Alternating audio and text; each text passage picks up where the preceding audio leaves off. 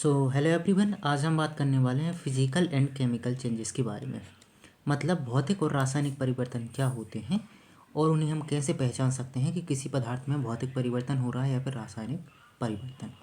ठीक है, अभी हमें केमिकल रिएक्शन के बारे में पढ़ना नहीं है, अभी केवल हमें पढ़ना है चेंजेस के बारे में।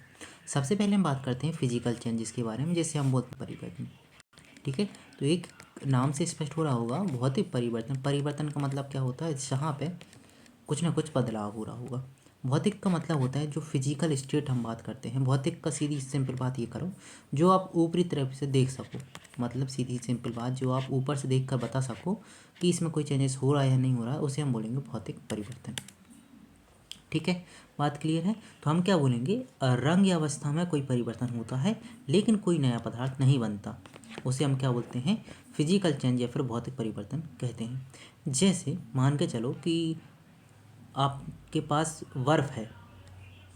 क्या आपके पास बर्फ़ है आपके पास में, और आपने इसको टेम्परेचर दी या हीट दी। ठीक है, तापमान आपने इसको दिया, तो क्या होगा? जो बर्फ़ है ना, बर्फ़ बदल जाएगी, किसमें? पानी में बदल जाएगी। ठीक है, बर्फ़ की अवस्था कैसी थी? बर्फ़ की अवस्था थी ठोस, और पानी की अवस्था कैसी है? द्रव है। तो मतलब क्या हुआ कि इसकी अवस्था में परिवर्तन हुआ। पहले ठोस थी, फिर कैसी हो गई? द्रव। तो ये कौन सा परिवर्तन हुआ? ये हुआ हमारे पास में भौतिक परिवर्तन। मान के चलो हमने और ज़्यादा टेम्परेचर और ज़्यादा तापमान दिया, तो ये जो पानी है ये भाप में बदल जाएगा। किससे बदल जाएगा? ये भाप में बदल जाएगा। तो ये कैसा होगा? एक गैस अवस्था हो गई। तो मतलब क्या है, सीधी सिंपल आप बोल सकते हो, ऐसा परिवर्तन जहाँ पे अवस्था में परिवर्तन हो। किस में परिवर्तन हो रहा है? अवस्था में परिवर्तन हो रहा है, उसे हम बोल रहे हैं भौतिक परिवर्तन। ठीक है, ओके। अब हम आगे चलते हैं और समझते हैं केमिकल चेंजेस क्या होता है। तो केमिकल चेंजेस क्या होता है? नए और भौतिक और रासायनिक गुण वाले कोई नया पदार्थ बने। मतलब हमारे पास जो पुराना पदार्थ है वो तो ठीक है, इसके साथ में उस पुराने पदार्थ से अगर कोई नया पदार्थ बन रहा है उसे केमिकल चेंजेस या फिर हम बोल सकते हैं रासायनिक परिवर्तन उसे कहेंगे। जैसे मान के चलो हमारे पास लोहा था, लोहा बाहर हमने नमी में डाल दिया, और कुछ समय बाद हम देखेंगे नमी में ज़्यादा रहेगा तो लोहे पर एक जंग लग जाती है। जंग का नाम सुना होगा आपने। तो लोहे पर जो जंग लगना होता है ये हो गया हमारे पास में रासायनिक परिवर्तन, मतलब केमिकल चेंजेस हुआ। बात क्लियर है कि नहीं? तो सीधी सिंपल बात है, यहाँ पे अवस्था तो बदल रही है।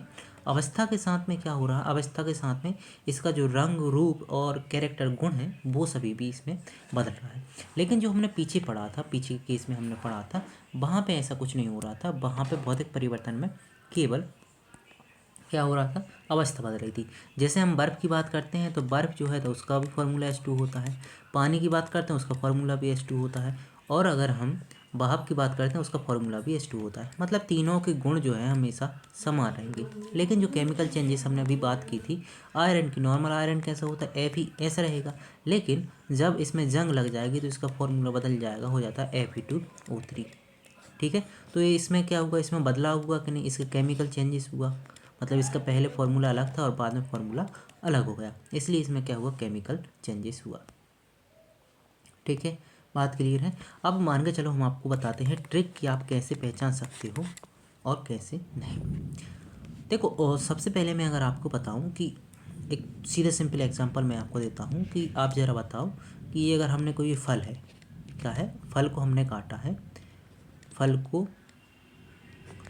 काटा हमने। ठीक है, अब जो फल को काटा है, जो कटा हुआ आपके पास फल है, तो आप बताओ इसमें आप भौतिक परिवर्तन करोगे या फिर रासायनिक परिवर्तन? दो में से कौन सा परिवर्तन आप यहाँ पे बताओगे? भौतिक परिवर्तन या फिर रासायनिक परिवर्तन? फल को हमने काट दिया है, ठीक है, तो आप बोलोगे सर इसमें हो जाएगा भौतिक परिवर्तन। तो हम क्या बोल सकते हैं? हम बोल सकते हैं, एक और एग्जांपल ले लेते हैं, उसके बाद हम कंक्लूजन निकालेंगे ट्रिक के लिए। दूसरा हम ले लेते हैं लकड़ी का जलना।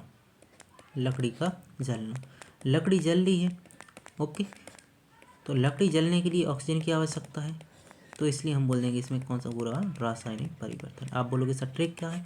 तो ट्रिक दो हिसाब से याद रखो। अगर हम भौतिक परिवर्तन की बात करेंगे, भौतिक परिवर्तन करें, और यहाँ पे हम बात कर रहे हैं रासायनिक परिवर्तन की। देखो, भौतिक परिवर्तन में क्या होता है, जो हमारे पास रिएक्शन होगी और जिससे वो पहले बना होगा, मतलब हमारे पास में जो अंतिम प्रोडक्ट है, अंतिम हमारे पास में जो मिला है हमें, और इससे जो पहले था, ये दोनों है ना एक दूसरे में बदल सकते हैं। जैसे हमारे पास में बर्फ़ थी, बर्फ़ को हमने पानी में बदला था, तो जैसे हमने बर्फ़ को पानी बदला है, ज़रूरत पड़ने पर हम पानी को फिर से बर्फ़ में बदल सकते हैं। ठीक है, तो मतलब क्या है, एक हमारे पास में रिवर्सिबल प्रक्रिया है, उत्क्रमणीय अभिक्रिया है। तो आप बोलना ऐसी अभिक्रिया हमें कहीं देखने को मिल रही हैं जो उत्क्रमणीय, मतलब वो पुनः अवस्था में जाए तो उसे बोलेंगे भौतिक परिवर्तन, और ऐसी अभिक्रियाएं जो अनुत्क्रमणीय हैं, जिन्हें हम पुनः परिवर्तन नहीं कर सकते, उसे बोलते हैं रासायनिक परिवर्तन। जैसे आपने किसी लकड़ी को जलाया, क्या जलने के बाद लकड़ी की क्या बन गई, राख बन गई, तो अब क्या आप राख को पुनः लकड़ी बना सकते हो? नहीं बना सकते, इसलिए इसे हम बोलते हैं रासायनिक परिवर्तन। बात क्लियर है? और एग्जाम्पल की हम बात करें, मान के चलो हमने कहा भोजन का पकना, भोजन का, या तो हम पकना बोल सकते हैं, पकना का मतलब होता है भोजन जैसे हमने पका दिया। मान के चलो आपके पास रोटी बनाई आपने, उसको पका दिया, अब वो अब मान के चलो आपसे कोई बोले इस रोटी का पुनः आटा बनाओ, बनना संभव है? नहीं। तो ऐसा कौन सा परिवर्तन हुआ? रासायनिक। हो सकता है हम जो भोजन करते हैं उसको पचाने के मुझे, तो भोजन का जो पाचन होता है, पचाना, उसमें भी कौन सा परिवर्तन होता है? रासायनिक परिवर्तन ही देखने को मिलता है। इसके साथ में और कहाँ, जैसे हम बात करें, हमने दूध से दही बनाया है, तो अब बताओ दही से हम दूध बना सकते हैं क्या? नहीं बना सकते, इसलिए इसमें कौन सा परिवर्तन होगा? रासायनिक परिवर्तन होगा। वही मान के चलो हमारे पास में, हम पास में मिट्टी है, मिट्टी को हमने किया, मिट्टी को हमने गीला किया। क्या किया? मिट्टी को हमने गीला किया। अब बताइए कि इसमें जो कौन सा परिवर्तन होगा? तो आप बोलोगे सर इसमें कौन सा परिवर्तन होगा? इसमें परिवर्तन होगा भौतिक। क्यों भौतिक परिवर्तन होगा? क्योंकि मिट्टी को सुखाकर हम पुनः मिट्टी में बदल सकते हैं। हाँ, अगर हमने मिट्टी को पका दिया है तो वहाँ पे अंतर आ जाएगा। अगर हम किसी धातु को पिघलाते हैं, अगर धातु को हम पिघला रहे हैं तो क्या होगा? उसमें भौतिक परिवर्तन होगा, क्योंकि हम पिघली हुई धातु से पुनः ठोस बना सकते हैं। तो सीधी सिंपल बात यही रखनी है, हमें ये देखना है कि रिवर्सिबल रिएक्शन है या फिर इरिवर्सिबल है। रिवर्सिबल होगी तो भौतिक परिवर्तन है, और इरिवर्सिबल होगी तो रासायनिक परिवर्तन है।